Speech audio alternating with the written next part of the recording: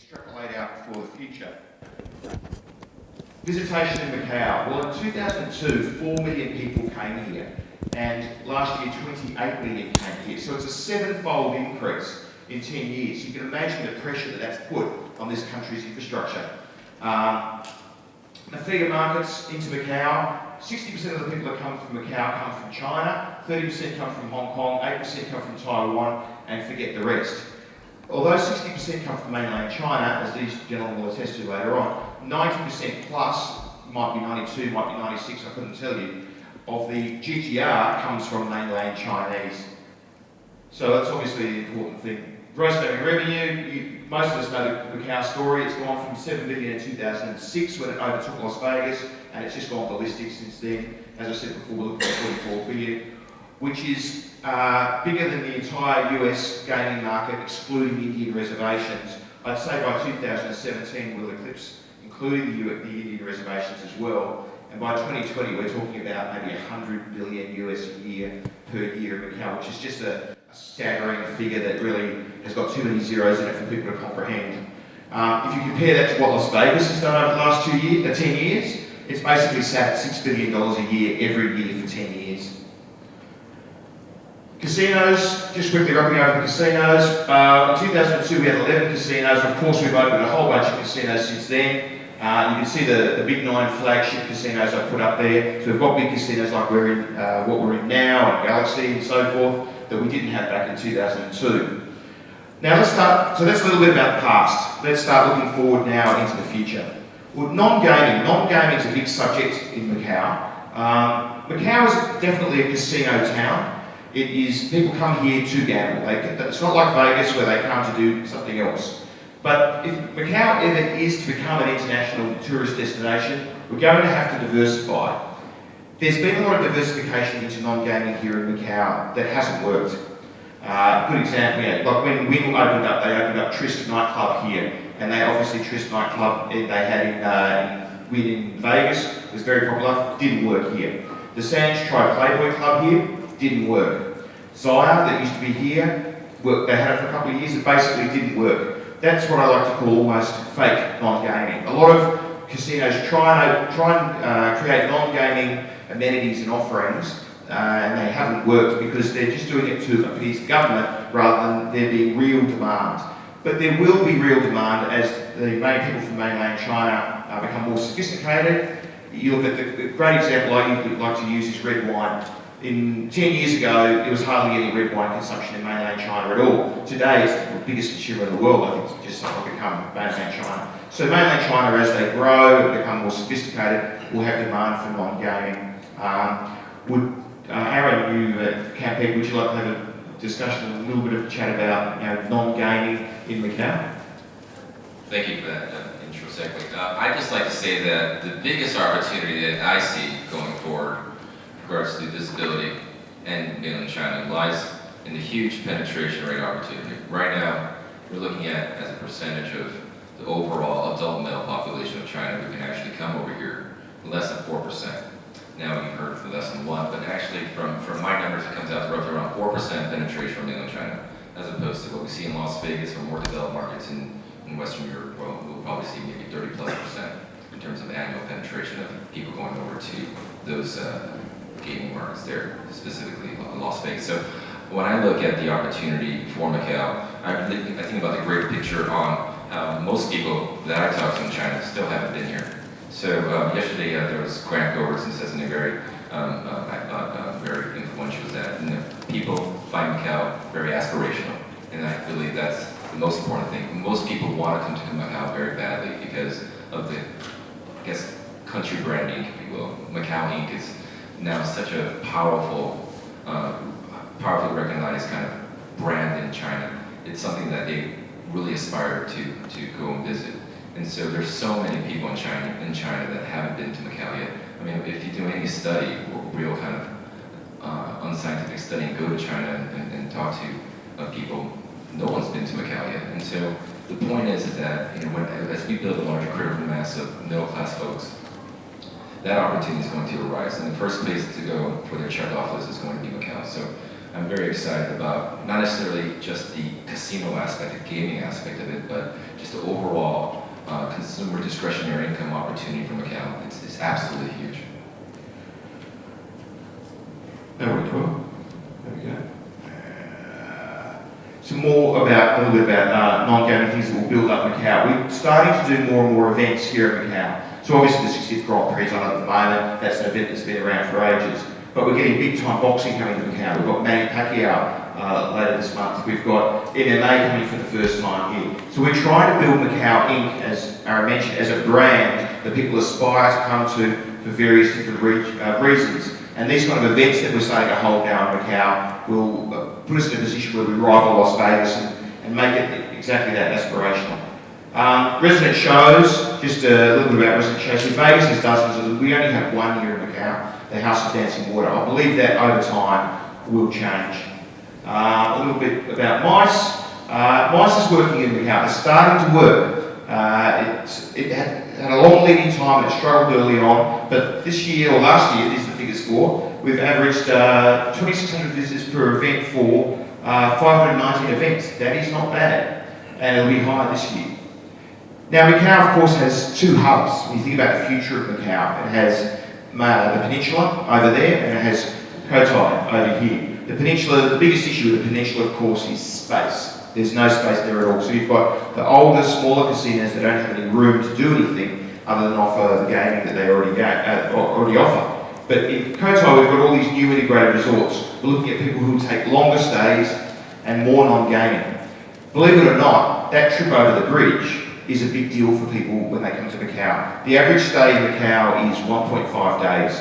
And by the time you might get stuck at the border gate for an hour or two coming in, and the same thing on the way going out, and you maybe you sleep here, maybe you don't. That extra sort of 20 or 30 minutes you lose each way, over and back, makes a big difference for a day tripper. So most of the day trippers don't even bother to get over the bridge. A couple of nice pictures, Galaxy Macao and Venetian. Right, let's talk about the Cotai of the future. Each of the 6 concessionaires that have licenses in Macao are building one new great big property. Galaxy's is phase 2, which will connect seamlessly to phase 1, so you'll just have a bigger Galaxy. But SCL are building Parisian, MGM are building their own property, so's Wynn, Melco Crown's got Macao Studio City, and SJM's building a property too. We've also got this Louis XIII property at the south end of the Strip, and that essentially fills up Cotai, all those properties. So I've got a nice little map here for you. So you've got the airport over there on the east, the 3 bridges up the top coming over from Macao, and Cotai in the middle. I'm going to zoom in on that now. So Cotai right now looks quite empty when you drive around, doesn't it? Lots of parcels of land with nothing there. But it will basically, when each of those 6 are built, which will be done and dusted by about 2018, 2019, the whole place will be full. The only empty bits will be parcels 7 and 8 south of SCC, and there's kind of a bit of swampy land south of Galaxy, which I don't even know if they can build on. So these are the issues that people always bring up about Macao. Whenever analysts need to find a thing to talk Macao down, they pick one of these 6. Right, the central government turning off the tap and stopping the visas and stopping the customers coming here. What's going to happen about the licenses? Oh, you've got this terrible table cap here which is going to stop your growth. You don't have enough people, that's true. You don't have enough hotel rooms, that's true. And we do have some infrastructure deficiencies. So I'm just going to quickly run through them one by one, because I want to leave enough time for us to have a discussion to throw up to some questions. There is an individual visa scheme for Macao and for Hong Kong. If you're from one of 49 cities in mainland China, you can come here not in a tour group. If you're not from one of those cities, you can get yourself into a tour group dead easy at the border. Right? All you have to do is pay a little bit of money and somebody will organise you into a tour group. The tour takes you from one side of the border to the other, and then you're on your own. So it's not really a problem for people coming to Macao. The one country, two systems thing is a big deal for the central government. They need it to be successful, and it has been successful. It's worked well for the last 10 years. Remember when the Hong Kong handover happened, and beforehand everybody was scared and running off to Canada and all this sort of stuff? Well, it worked absolutely fine. And the central government wants it to work fine and be a shining example to Taiwan if they ever wanted to join the fold. You come back again, that could be another Hong Kong or another Macao. So people bring this up, the scaremongers bring this up all the time, but I don't think it's really a huge problem. This is an interesting one. What is going to happen with the licenses when they come up for renewal in 2020 and 2022? Answer right now, nobody really knows. I'm sure we worked out in a very Chinese way at the time. Would there be an opportunity for new players like Genting and Caesars to come in? Who knows? Third one is the table cap. So we had this table cap imposed on us in 2012, 5,500 tables. It was meant to increase by 3% every year for 10 years, but it actually went up by more than 3% the first year. The first year was last year, so any math whizzes amongst you can do 3% of 5,500 is 165, but they actually approved 250 tables. They said their hand was forced with prior commitments and they'll average 3% over the next 10 years. But it just doesn't add up. We've got 6 new hotel properties.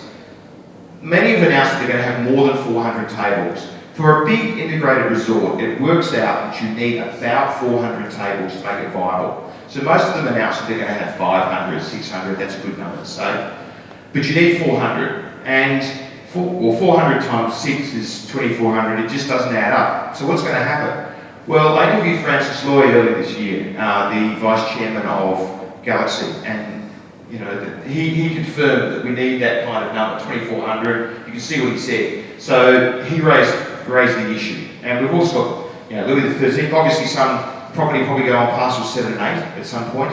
So we just don't have enough tables within that table cap. How will it be resolved? And again, I asked Francis what his opinion on that was. And if you read through all that and decode it, it basically comes up and says, well, we're going to go to the government and talk to them about it and try and fix this problem. Of course, this has been a fantastic opportunity for Aaron's company because the lack of tables has meant that the live dealer product has really thrived, which has been fantastic for you guys, and it's been good for Macao. It's created a solution for this lack of supply issue. Don't know what that slide is doing. Okay. Labour shortage is the other big issue. We don't have enough people here to work, and the government makes it quite difficult for people to come here from overseas. They have quietly been issuing more and more blue cards as time goes on. So their unemployment rate's been sitting at 2% for a long time. It's actually down about 1.8% at the moment. And the last problem with this list is we don't have enough hotel rooms. So we have about 27,000 hotel rooms at the moment. The 28,000 I think it's up to now. But every night in Macao, on average, we have 56,000 people in this town looking for a hotel room for the night. Right, here's something about the future of Macao, the future of the Asian game industry. Hengqin Island. It's a great big massive island, you've probably heard of it, 3 times the size of Macao, directly to the west of Macao. And they're going to bring Chimlong Ocean Resort to Hengqin. Chimlong is kind of like a Disneyland for Chinese in kind of a way, but they're also building a lot of things there. They're going to build capacity there, 20,000 more hotel rooms over the next 10 years or so. So that's going to be one answer to our hotel room problem. Infrastructure problems. We desperately need more infrastructure here. We've grown tenfold in the last 10 years, so we need some more infrastructure. Well, obviously we've got the Macau, Zhuhai, Hong Kong bridge being built at the moment, 50-kilometre bridge from Hong Kong, and that's going to be able to bring people over and take pressure off the ferry terminals. We've got the Macau Light Rail being built at the moment, and we've got massive expansion of the water gate so that people won't have that 1 hour or 2 hour wait during busy times to get into Macau. There's a little about the bridge, opens in 2016. The Macau Light Rail opens in 2015 with inverted commas around it because I don't think it will open in 2015. Probably looking at 16. And the border gate expansion, that's a very large expansion you can see there in border gate capacity. So 2016 seems to be our magic year. 2016 seems to be the year that all this capacity will come online. My future expectations, well, I think it'll be more of the same. I think it'll just keep on growing. All these issues that have been brought up pale into insignificance compared to the pent-up demand there is. And exactly what Aaron was saying, your figures work out at 4%. Some other people have worked out 1%. So that even if it is 4%, 96% of the people that live in China have never been to Macau. And yet we have this enormous turnover here, we have this enormous growth, and yet 96% of the people in our main feeder market have never even been here once yet. So imagine once we start getting some of them, and they get enough money to come here, what it's going to be like. I think everybody in this room knows that China is going to be the next global superpower. It's China's century in the 21st century. Everyone seems to get a century before the next superpower comes along. China's growth is looking at 7 or 8% year in, year out. And again, in that interview what I did with Francis recently, he said, we're just getting warmed up. So anybody who thinks, these analysts who say, oh, Macao, how long can this keep on going for? It really, really hasn't even started yet. Concomitant with that growth will be a massive growth of the Chinese middle class. People say there's 1.3 billion people in China, but there's only about 100 million of them with any money.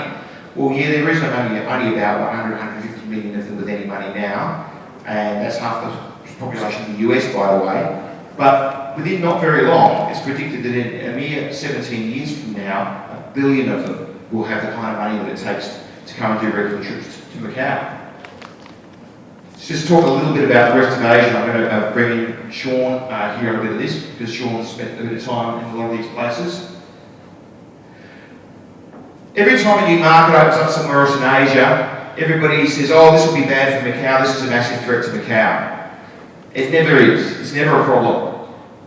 Singapore opened. I remember before Singapore opening, people writing, this could be a really big problem for Macau. And the analogy I like to use in relation to this is when the VCR came along. I'm just old enough to remember the VCR coming out, video cassette recorder, and people saying this is going to be the end of movies. There'll be no cinema anymore. Didn't happen, did it? What actually happened was it kicked in a resurgence of the movie industry.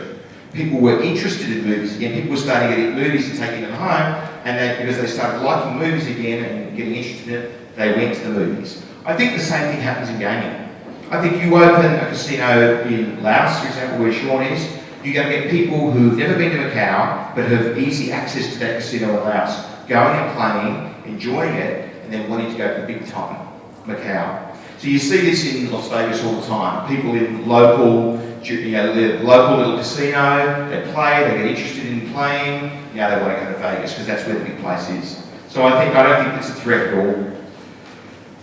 Look, Singapore, almost instantly when the lights were turned on, became a $6 billion a year market, the same size as Vegas, which is incredible when you think there's only 2 casinos there. Vegas has got an 80 or whatever it's got. There was zero cannibalisation. So a whole new pie was growing out of nowhere. The Philippines, it's a $2 billion market, and we had a Resorts World Manila open a few years ago, and now we've got Entertainment City with the new four casinos, one which opened last year, Soler, and we've got City of Dreams Manila opening up next year, and 2 more on the way. How big that will get, we'll see when it opens. We've got Korea as a $2 billion market as well. Korea's unique thing, as I mentioned before, is no locals, apart from in Kangwon Land, which does about half of the turnover, and it's a 4-hour difficult drive from Seoul. So you can imagine if they opened up casinos like Walker Hill or Seven Luck or those casinos in Seoul, what action those casinos would suddenly do. Emerging markets. A lot of the markets in Southeast Asia feed off Thailand. No legal casinos in Thailand. So you've got places like Cambodia, Laos and Vietnam. We're going to have a bit of a discussion in a moment. Sean, I thought it would be sketchy to come in right now and tell us a little bit about the markets that feed off Thailand. Well, the Thai market is just a fabulous market, and it doesn't even feature here in Macau. It's just not even a market that's active. So some of these markets that are around Asia, and I was just picking up on what Aaron was saying before. These additional markets that are out there, the aspiration is to get to Macau, no question about that. And any of the additional resorts as they grow in other countries will just themselves, I think, become feeder markets into what we have here. We are, what are we in 10 years here? And it's nothing. It's just an absolute, it's just a baby at the moment. And I'm with you. We talk to analysts.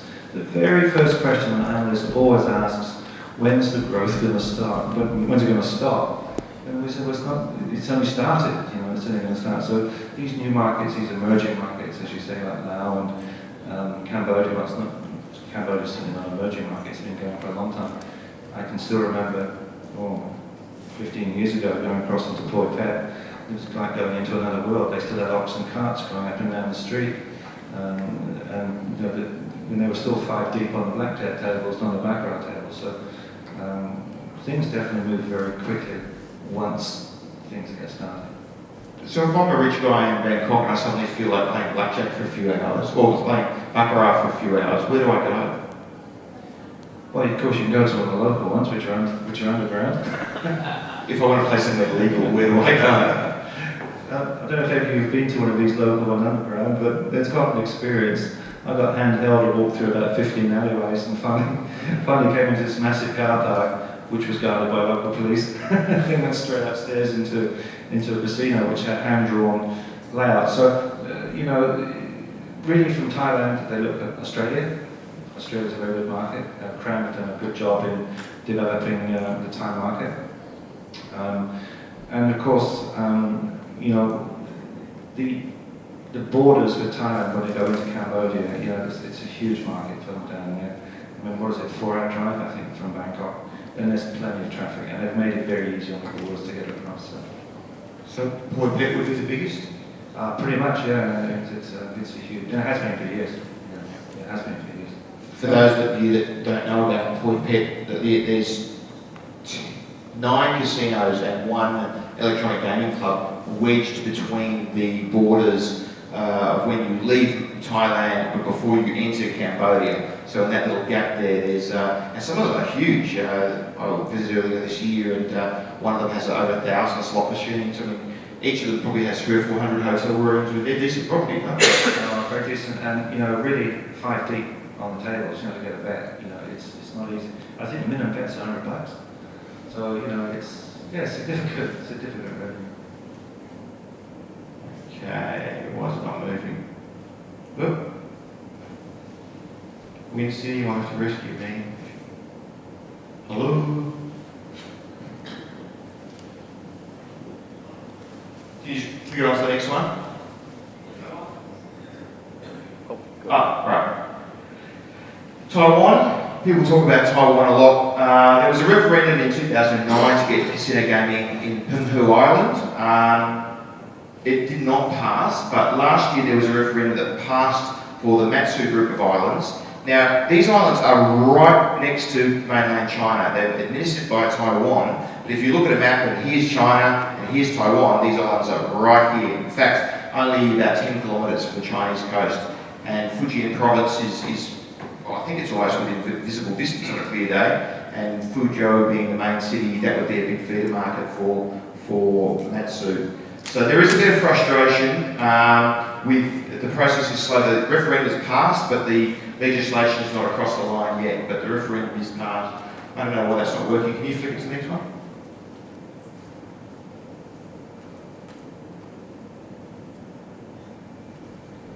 Japan potentially is a huge market. Maybe 10 billion is sort of the number that people are kicking around. So that makes it bigger than Singapore, bigger than Las Vegas. Would instantly become number 2 in the world. There's been lobbying for about 10 years to try and get casinos in Japan. It looks like it's finally starting to work. The bill might be passed in the first quarter of 2014. The information that I'm being told is it will, but I don't believe anybody really knows whether it will or not, since the legislators themselves don't know. But if it is, the plan would be to have casinos ready and open in 2019, ready for the Olympics. They don't even know where they would be yet. The talk is that there would be 2 big integrated resorts, one in Tokyo and one in Osaka, and maybe up to 2, 3, 5 different smaller casinos in different cities. There's more than 10 cities in Japan lobbying at the moment, trying to be one of those 2 to 5 cities. Korea, as I said, would be a much bigger market than the 2 billion it is if the locals were allowed to play. Could be possibly as big as maybe Singapore, 6 billion. And now we're going to have a bit of a discussion. But just to wrap up on that, if you think about it, if Korea went to maybe 6 billion and Japan went to 10 billion, well there's 16, a couple for the Philippines and a couple for somewhere else, I don't know, 20 odd, and about 45-ish for here, all of a sudden you're up to 60 or 70 billion. and I don't believe there would be any cannibalisation at all. I reckon their pie is sitting there waiting to go into the oven and be baked. There's not going to be pieces of the pie taken away from Macao. I think the experience of what happened when we opened Singapore would just be repeated in Japan or something like that. So that's, I've got up there question time, but first I'd like to have a bit of discussion now. I've been through the slides. Maybe back to you, Aaron. What's your view, what's your thinking about the next 5 to 10 years for Macao? Well, we've definitely come a long way for the last 10 years in terms of gross gaming revenue numbers. When I kind of looked at the space back in 2003, we were talking about gross gaming revenues about 1.3 billion US dollars, and now about 44 billion maybe this year, give or take, maybe -1, +1. And the point is that this whole exercise from 1 to 44, if you will, has been about no China to all of China, essentially, in terms of not allowing the Chinese people to come before, and now the only game in town is the mainland Chinese folks. So the way to look at Macao as a proxy is to look at it as a proxy to mainland China. The correlation rate is pretty tight. Not to luxury sales or goods or necessary wine purchases or whatnot. At the end of the day, the way to look at Macao is just to look at the greater consumption story with the rest of China. So at the end of the day, the penetration rate is so damn low. So we have nowhere else to go but up. Everyone gets, the folks, we're talking about people who are visiting here and also at the same time the casino gaming revenue numbers. But at the end of the day, the most important thing is about how we're going to be continuing to attract more people here. Penetration rate is so low. So at the end of the day, it's just really about how quickly the critical mass forms with regards to China middle class, whatever that means. Just a bit of a follow-up on that. I noticed the visitation numbers, they're increasing, but they're certainly not increasing at the rate as the GGR is increasing. So the implication of that is that people are betting more. They're bringing more money with them, and their average bet is higher. Now, there's no doubt that the minimums have been going up around town. Have you got a comment on that? Yeah, you know, you gotta remember, this is gambling. It's not a game, it's gambling. Gambling is, you know, it's problematic. And so you don't find a problematic gambler, you make a problematic gambler. So once you come to Macao, you fall in a vicious cycle. Everyone's different in terms of how they fall into this vicious cycle. But nonetheless, whether you're mass category or VIP category or junket VIP or direct VIP or mass grind, you're still a problematic gambler. So behind the smoke veil, we don't need to kind of look at it as I say, this is entertainment, leisure, gaming. It's problematic gambling. So the way I look at it is that how quickly somebody can fall in a vicious cycle. And so we capture a lot of people in the short term, and you work them through the life cycle and you spit them out. So that's essentially what it is. Some people last longer, some people last less. But at the end of the day, that's why the gaming revenues are coming in higher, even though the participation rate of people that might be coming into Macao penetration-wise is still not keeping on the same speed. My point is that we're able to, through much savvier methodologies of marketing that, you know, the international operators have brought in terms of their best practice, are able to squeeze more out of every individual that is on these different tiers and brackets. Thanks for putting it so simply and gently. Sean, let's talk about the rest of Asia. Let's talk about the rest of Asia. Not that you haven't spent a lot of time in Macau, but you've also spent a lot of time around the rest of Asia. Japan, for example, what's your view? We're all guessing on how big Japan would be. What do you think? I don't get it with Japan. I have to say, I don't know where they get this $10 billion price tag. I just don't see it. How many Japanese players? I mean, I've been in operations for many years. I've come across very, very little Japanese play, I have to say. I've seen VIP play, and yeah, they've been good players, but I can count them on one hand. So I can't see this market, all this sex drive. I can't see Japan as being very sexy, for me, personally. It's interesting you say that, because that was my exact same initial reaction. When I started hearing about Japan this and Japan that, I go, Japanese, that ain't gamble. Like, you mean you see them in casinos? I guarantee this comes from those analysts that we now have to deal with. You know, the industry goes, and I'm sorry if there's any analysts in the room, but you know, when we, as a casino business, we went through the accountant phase. You know, the accountants would come in and they would run the properties. Accountants think completely different to a gaming operator. They don't dream the same, they don't have the same goals. And now we're moving into the analyst phase where we're now seeing analysts making a lot of decisions in the industry. And I can only imagine that this figure of 10 billion has come from an analytical background, because in reality, I just can't see it. Well, how it was explained to me, now I don't necessarily say that I agree with this, but the rebuttal to me when I said exactly what you said to me was that Japan is a very monocultural society. Japanese are spoken in Japan and Japan only and nowhere else. The Japanese are very different to the rest of Asia, very different to the rest of the world. And they don't necessarily like to get out of their comfort zone. They don't necessarily like to travel so much. And there's obviously the whole pachinko element as well. There's a lot of action going through pachinko. So there are a lot of people, this is what was told to me, I'm interested in your comments on it, and yours too, Aaron, is that there are a lot of people that currently don't travel to be VIPs at Crown Casino in Melbourne or the Venetian Macao or Galaxy Macao or wherever. But if there is a casino on their own doorstep with Japanese managers and Japanese dealers and it's all set up for their culture, they'll go and play, whereas perhaps before they were gambling on some other form of gambling. That was what was told. I guess there's some element to that. I mean, no question. But maybe not 10 billion worth. Well, I can't see $10 billion people used to winning teddy bears.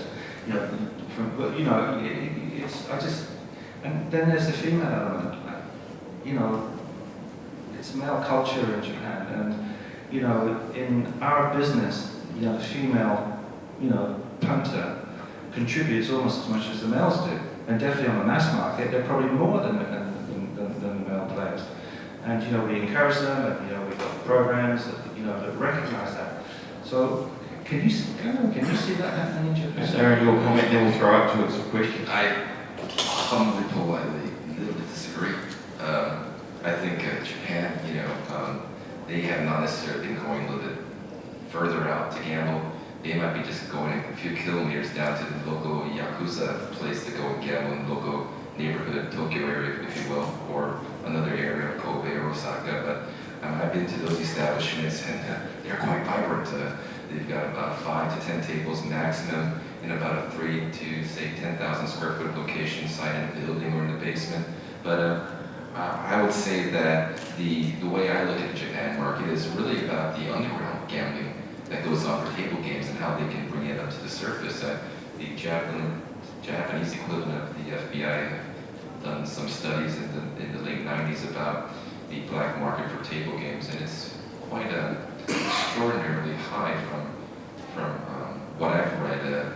It's a police or pseudo police extensive report, but it's about at least 50 billion they're talking about U.S. Would you see the market primarily internally? It's a domestic market. I don't think Chinese people are going to go to Japan anytime soon. I don't think so. No, I agree 100%. It's going to be one of the most domestic markets in the world. Absolutely. So when I look at the opportunity for Japan, I kind of look at it of how a lot of the Yakuza will be, destroyed, and how they, will bring that business to the surface, and so how much of that can be captured in the surface. So honestly, I mean, frankly, I'm thinking the market is kind of huge, just because there might be a greater penetration rate there. We're not going to see necessarily that 23 billion pachinko market move over to the slots, right? Pachinko is pachinko, pachi slot is pachi slot. But at the end of the day, when you can go and entice the same group of Japanese gamblers who like to play roulette and baccarat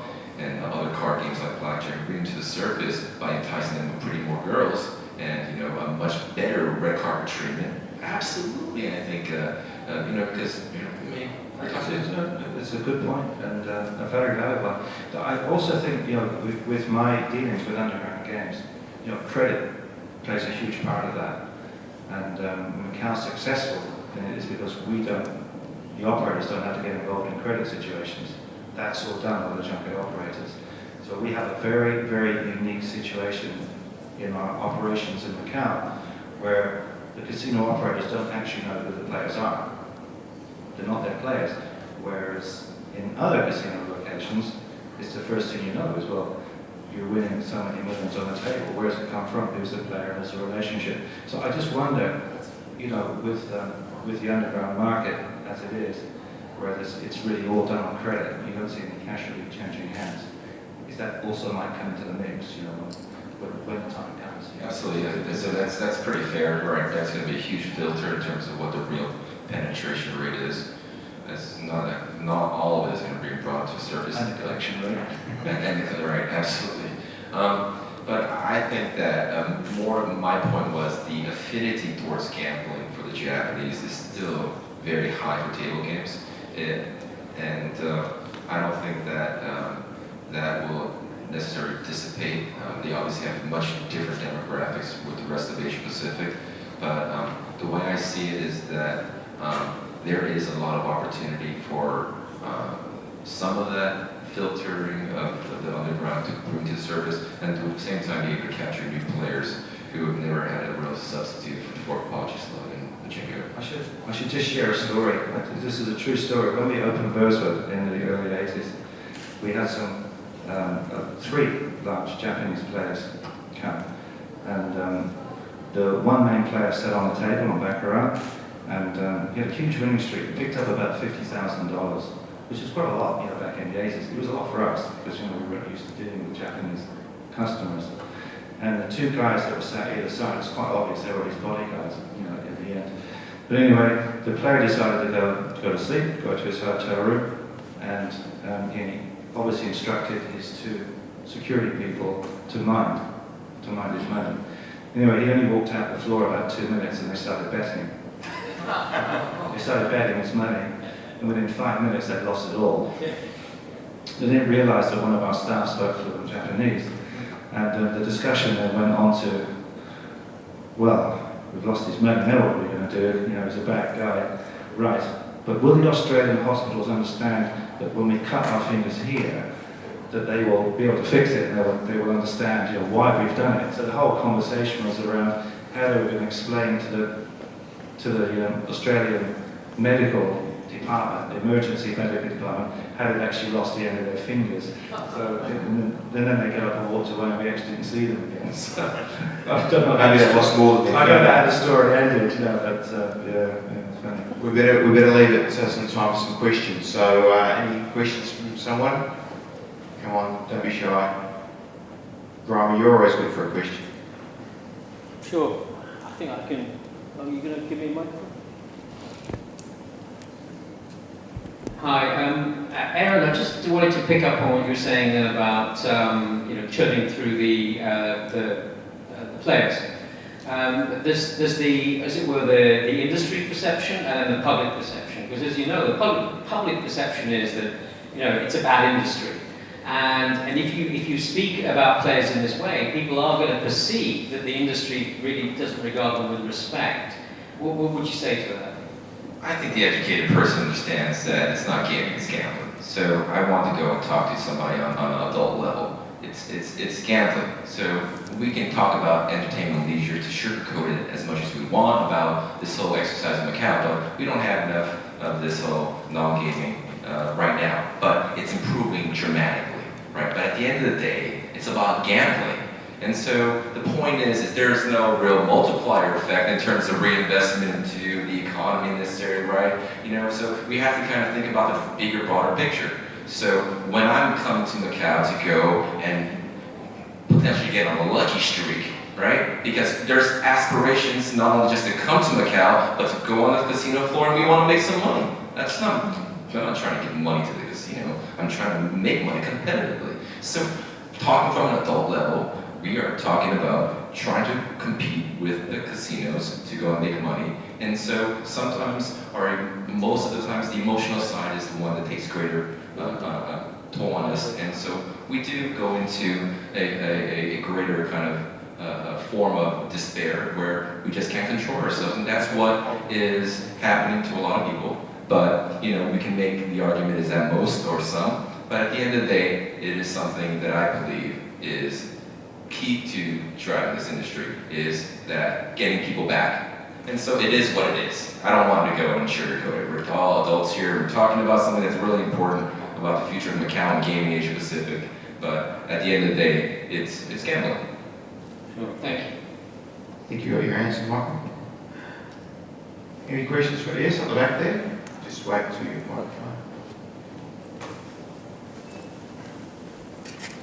Hi, Aaron. Thanks for the talk. There was a slide earlier where you mentioned, where the speaker mentioned that there were a bunch of risks for Macau in the short term. During this conference, I think everyone's been pretty bullish on the gaming industry here, but Aaron, if you could kind of speak in terms of, which one of those risks do you see as a really big hindrance in terms of going forward?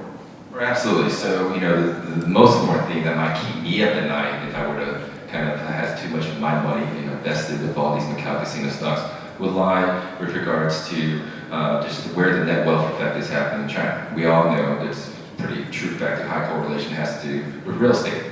Before the GFC, the global financial crisis, China was pretty much left, unscathed due to the fact that property prices were pretty reasonable. But I think for the most part, people here understand that that's just not the case. We're in an area of uncharted territory where property prices are going, whether you want to call it a bubble or not. I believe it's up to you to call, but it's ridiculously high and it has to go and trend back down. So if net wealth effect were to be hit hard, like I believe it would in the short term, just makes sense. It has to recalibrate from a lower base. Then Macau will be destroyed in the short term, right? Because net wealth effect destruction means that people feel less rich, means that higher correlation with most mainland Chinese people gambling, 80 plus 90%. Yeah, in the short term, that will go and bring the numbers down. And then we can all argue when we're going to come back up again. It's going to be V-shaped like it was GFC, or it's going to be more of an L-shape going forward in the future. But absolutely, this greater Macau story, it is a virtuous, longer-term secular growth trend going up over the next 10, 15 years, but it's not going to be without its speed bumps. And something I think about would be like, renminbi depreciation, or people, due to that fact, will go and try to start taking money out of China. Of course, China is not going to like that, especially because the rich people are going to be the ones taking the most amount of money out. And then you got to stop that. When you do it, you use archaic methods to do that. You start Union Pay, you try to stop money wiring. God forbid if Union Pay will be stopped over here. Premium mass. And then, and that's just mass. We're not even talking about VIP gambling. We're not talking about direct or the agentic side. That would cause a huge vicious cycle in terms of utilization of future capital, credit payback cycle days, and so forth and so on. Forward and just, if I were a VIP and I knew that I didn't have clarity on how much money I can make the following month in terms of my cash flow, I wouldn't come back to Macau. That means I wouldn't pay my previous debts here. That's exactly what happened in the GFC. So I'm just saying that we just got to be realistic in terms of our growth trend here. It's not going to be about some speed bumps, but in terms of longer-term secular growth story, it's totally intact, especially when we're talking about revenue liberalization in the future, right? That means that the margins will be much more enhanced, as well as frequency of visits in the future. Of course, IBS scheme will go down to, okay, Chinese people decide for themselves if they want to come to Macau or not. Just like to add to what Aaron said there, I remember very well being here in 2008, we need to call it now, 2009, still 2008, 2009, and it was all gloom and doom and woe was me during the GFC. And again, exactly as Aaron said, there will only be speed bumps. There will be no downs in Macau. There will be only, if you look at Macau over a long-term graph with a nice wide x-axis over a long period of time, there will only be up for a long, long, long time to come. There will occasionally be someone come along and punch the line, and the line will have a big great big dent in it. But it'll catch up the next year. Look exactly what happened in GFC. That year, the average year-on-year growth in Macau for the last 6 years has been 30%. 30% year-on-year. But it hasn't been 30% every year. There was that one year, I think it was 9, it was single digits, but the next year it was like 45 or something like that. So, I think Macau, Aaron gave you the only answer he could give you, which was the only negatives you could find, but they're only going to be short-term negatives. There's really going to be no long-term negatives for a long, long time to come. And don't forget there's the unreported revenues. Well, I didn't even bring that up. All the money that doesn't... 20 times? I mean, this is joke. Well, if you wanted to start bringing up that subject, then Macau, that 100 billion, try making that 250 billion. So based off that, when does Macau become like Las Vegas, stagnating? With this GGR basically stagnating? Just grab a microphone. So Michael, you said when does Macau become like Las Vegas in terms of whole? In terms of its GGR basically stagnating around its current level. Oh, you mean with regards to as moving the needle in terms of percentage of non-gaming game? You mean when does this growth phase end and it flatten out? Sure, yes. 2060, 2070? I'm not joking. We'll be long dead. We'll be dead. We'll be dead. But that is the question that all analysts ask. When is it going to stop? But it's not going to stop. It's only just starting. You think about what Aaron said. 96%. The figures I've said are more like 99. You can argue whether it's 96 or 99. 90-something high 90% of people have never even been to Macau. Not even visited for their first time yet. And as that middle class rises from 150 million to 300 million to 500 million to 700 million to $1 billion, which is going to do over the next 15 years, they're all going to be wanting to come to Macau. We're going to have enough capacity here for 10 Macaos, 10 of today's Macaos. So you really, as Francis always said, we're just getting warmed up. And when analysts and people hear people like us say this, they think, oh, you're just being overly bullish because you're invested in it. It's not. It's what was based upon the evidence that we've seen. And no exaggeration, so when I ask people in China, how come you don't come to Macau? He's like, hey man, dude, I'm poor. I can't afford to go to the next city. You ask me why don't I come to Macau? So at the end of the day, most people can't afford to go to Macau yet. But that will change. People get richer. Chinese people stop smoking soon. People come to Macau. At the end of the day, Macau is the only game in town. And there's nothing else in terms of critical mass or any substitute. Now you think about a hotel room in Macau at the moment on a weekend is like $2,200. That's a lot of money if you're from mainland China. That's a lot of money if you're not from mainland China. That's $300 US. That's a lot for a hotel room. And it's because our hotel room stock is so low. But once we get 20,000 rooms over in Hengqin, once we increase the Macau stock of hotel rooms from 28,000 to 40,000, we might get it down from $2,400 to $1,500. That's going to make a massive difference for your guy who can save up for his one trip a year to Macau. So, it's going to make a huge difference. Anybody else? All right? We're good? There's no other questions, then the discussion will end here. Thank you very much, Mr. Scott, Mr. McCallum, and Mr. Doctor, for sharing. Now, I would like to invite Mr. Robert Stocker, the Member Engagement